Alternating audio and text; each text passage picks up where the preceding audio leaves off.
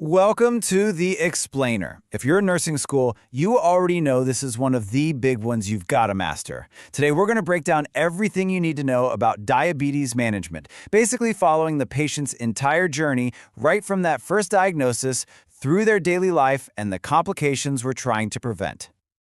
Okay, so here's our game plan. We'll kick things off with the absolute fundamentals of the condition itself. Then, we'll get into how we actually identify and diagnose it. After that, we'll open up the management toolkit, all the meds and interventions. Then we'll shift gears to your role in patient-centered care, which is huge, and we'll wrap up with the acute crises you have to be ready for. Let's do it. All right, first things first, we have to build a really solid foundation. Before you can even think about managing diabetes, you have to get what's actually happening inside the body. What is it and why does it happen? So at its very core, diabetes really boils down to a problem with one specific hormone, insulin. The easiest way to think about it is that insulin is the key that unlocks our body's cells to let glucose in for energy. In type 1, the body basically loses the key. And in type 2, the lock on the cell door is all jammed up and doesn't work right. And this slide right here, this gets to the absolute heart of it. On the left, you've got type 1. This is an autoimmune attack. The body's own immune system destroys the very cells in the pancreas that make insulin. It's a total shutdown of production. But on the right, you see type 2. Here, the body's cells just stop listening to the insulin. They become resistant. So the key difference you've got to remember, destruction versus resistance. Now, listen, it is so important to understand that diabetes is not just a blood sugar problem. It's a systemic disease. All that extra sugar in the blood puts a ton of stress on the entire vascular system, the blood vessels, and that leads to all kinds of devastating problems down the road, from heart attacks and strokes to blindness and kidney failure. So, knowing all those risks, how do we find the people who are in danger? Let's jump into our next section on screening and diagnosis.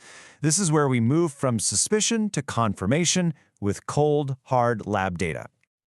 As a nurse, you are on the front lines of this.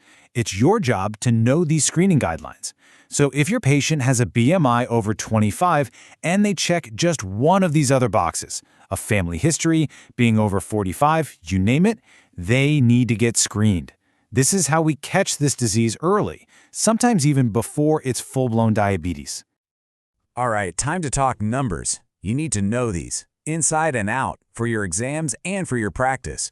The first major benchmark is the fasting blood glucose. So after at least 8 hours of no food, a reading of 126 or higher is a huge red flag. The second big test is the oral glucose tolerance test. Think of it like a stress test for the body's insulin response. The patient drinks this super sugary drink, and we check their blood 2 hours later. If that reading is over 200, it tells us their body just isn't handling that sugar load the way it should. Now, the A1C is an amazing tool because it gives us the long-term story. It doesn't just tell us the blood sugar right now, it tells us the average over the last 2 to 3 months. It's a fantastic big picture view. A result of 6.5% or higher is one of the key criteria for a diagnosis. And finally, there's this scenario. Sometimes a patient comes in with all the classic symptoms, right? They're super thirsty, they're peeing all the time, they're losing weight and don't know why. In that case, a single random blood sugar check of over 200 can be enough to make the call right then and there. Okay, so we've got a diagnosis. Now what do we do about it? Let's open up the management toolkit. This is where you, the nurse, become absolutely essential in giving these medications and watching to see how they work. Don't let this table scare you. It's really all about timing. The whole goal of insulin therapy is to try to mimic what a healthy pancreas does. So we use rapid or short-acting insulins to cover the spike in blood sugar from meals. And then we use intermediate or long-acting ones to provide that steady background level of insulin all day long. For our type 2 folks, we've got oral meds that attack the problem from a few different angles. The number one, first-line drug is usually metformin. It basically tells the liver, hey, chill out, stop dumping so much extra sugar into the blood. Then you've got other drugs like sulfonylureas that kind of push the pancreas to squeeze out a little more insulin. And a third group works right in the gut to slow down how fast you absorb sugar from your food. Okay, everybody, stop. This right here, this is a non-negotiable, must-know, burn it into your brain safety rule. That combination of metformin and IV contrast dye can wreck the kidneys and lead to a deadly condition called lactic acidosis. You always have to check if your patient is on metformin before they go for a CT scan with contrast. Always. All right, your patient is awake, but their blood sugar has tanked. It's below 70. What do? Boom! The rule of 15. This is your immediate action plan. Give 15 grams of something sugary that works fast, like juice. Wait 15 minutes. Check their sugar again. Still low? Do it again. Once they're stable, you got to give them a real snack with some protein to keep them from crashing again. Okay, let's shift to what might be the single most important thing you do as a nurse for these patients. You are their teacher. Think about it. A person with diabetes has to manage this thing 24/7, and you are their #1 coach. A massive part of that coaching is all about food. This chart gives a really nice visual of the target balance we're aiming for. But you know what the most important word to teach your patient is? Consistency. Eating consistent amounts of carbs at consistent times makes managing blood sugar so much easier.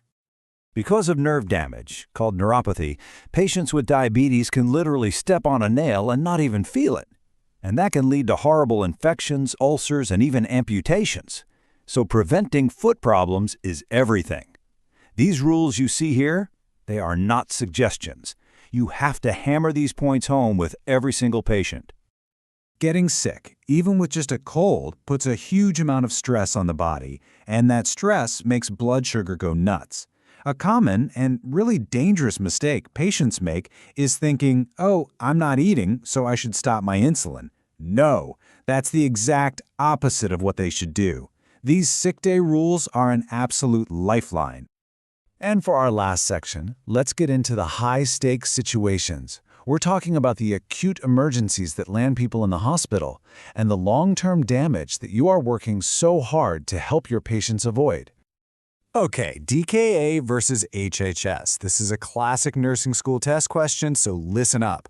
The single biggest difference is acidosis. In DKA, there's no insulin, so the body starts burning fat like crazy, and that produces acids called ketones. That's why you see acidosis and ketones in DKA, mostly in type 1 patients. HHS, on the other hand, is all about crazy high blood sugar and massive dehydration, and you'll typically see it in older adults with type 2. And you know, this right here, this is the why. This is the whole reason we do what we do. Every blood sugar check, every pill, every shot of insulin, it's all to prevent or at least delay these devastating complications. Keeping that glucose under control is what protects the tiny, delicate blood vessels in the eyes, the kidneys, and the nerves. This is the whole ballgame.